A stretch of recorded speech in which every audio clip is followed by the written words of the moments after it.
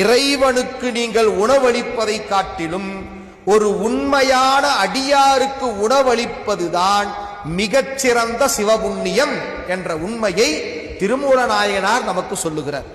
நிறைய சொல்றாருங்க திருமூலர். அகரம் 1000 அந்தணர்க்கு ஈயில் என், சிகரம் 1000 செய்து முடிக்கில் என், பகரும் ஞானி பகல் ஊன் பலத்துக்கு நிகரில்லை என்பது நிச்சயம் தானே.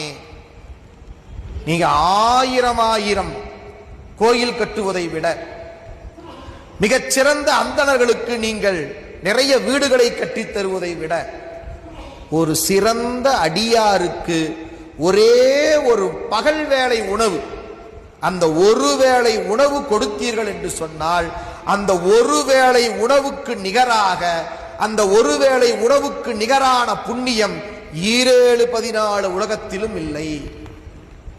சொல்றது நாம் இல்லைங்க, திருமூலர்.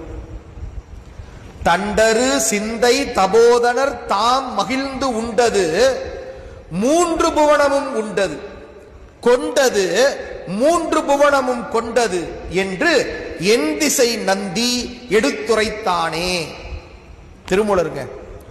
ஒரு உண்மையான சிவனடியார்களுக்கு நீங்கள் எதை கொடுத்தாலும் அது 3 உலகங்களிலும் இருக்கின்ற, கீழே பாதாள உலகம், நாம் வாழ்கின்ற இந்த உலகம், நமக்கு மேலே இருக்கின்ற விண்ணுலகம் என்ற 3 உலகத்திலும் இருக்கின்ற எல்லா உயிரினங்களுக்கும் நீங்கள் புண்ணியம் செய்ததற்கு சமம். எது? ஒரு சிறந்த சிவனடியாருக்கு நீங்கள் எதை கொடுத்தாலும் சரி. அதே போலதான் உணவுமே. தண்டரு சிந்தை தபோதனர் தாம் மகிழ்ந்து கொண்டது, எதை கொண்டாலும் சரி. அப்புறம் உண்டது, அவருக்கு நீங்கள் உணவு கொடுத்தாலும் சரி அல்லது வேறொன்று கொடுத்தாலும் சரி, நீங்கள் அப்படி கொடுத்திருப்பீர்களே ஆனால் அந்த புண்ணியம் எத்தகையது என்று சொன்னால், 3 அண்டங்களிலும் 3 புவனங்களிலும் இருக்கக்கூடிய எல்லா உயிரினங்களுக்கும் நீங்கள் ஒரு தொண்டு செய்ததற்கு, ஒரு புண்ணியம் செய்ததற்கு சமம் என்று நம்முடைய திருமூல நாயனார் பாராட்டுகிறார். ஆக இப்படி ஏராளமான சிறப்புகளை உடையதுதான் நம்முடைய அன்னம்பாளிப்பு.